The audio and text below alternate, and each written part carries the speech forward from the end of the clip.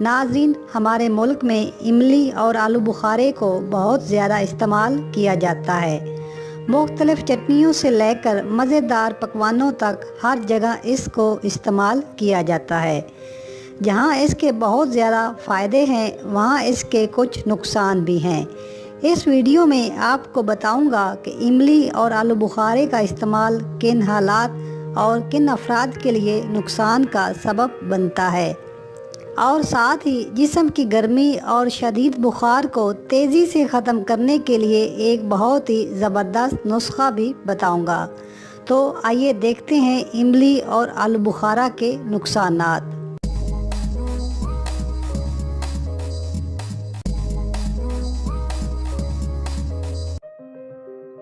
میری ایسے بہن بھائی جن کا کولیسٹرول لیول زیادہ ہے اور وہ خون کو پتلا کرنے کے لیے میڈیسن کا استعمال کرتے ہیں، ان کو املی اور آلو بخارا کا استعمال ہرگز نہیں کرنا چاہیے۔ اگر وہ املی اور آلو بخارا کھائیں گے تو دوائی کھانے کا کوئی فائدہ نہیں ہوگا۔ نمبر 2، ایسے افراد جن کا شوگر لیول لو ہوتا ہے، ان کے لیے بھی املی اور آلو بخارے کا استعمال ٹھیک نہیں، جبکہ لو بلڈ پریشر میں بھی اس سے گریز کرنا چاہیے۔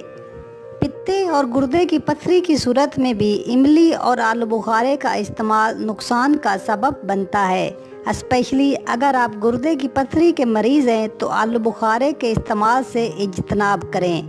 اس کے علاوہ گلے کی خرابی، جوڑوں کے درد کی صورت میں بھی املی اور آلو بخارے کے استعمال سے گریز کرنا چاہیے۔ اب حاضر ہے جسم کی گرمی، سورج کی تپش اور شدید بخار کو کم کرنے کے لیے ایک زبردست علاج۔ 7 دانے آلو بخارا، 7 دانے کے قریب املی اور 2 چھوٹی الائچی لے کر رات بھر کے لیے 1 گلاس پانی میں بھگو کر رکھ دیں۔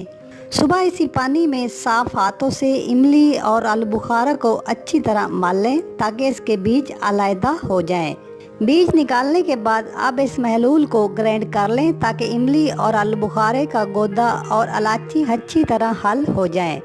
جب گرائنڈ کر لیں تو اس میں آدھی چمچ سونف ڈال دیں۔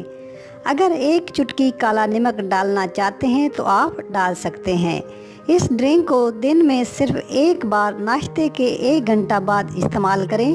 یقین کریں آپ کو پتہ بھی نہیں چلے گا کہ گرمی ہے کہ نہیں۔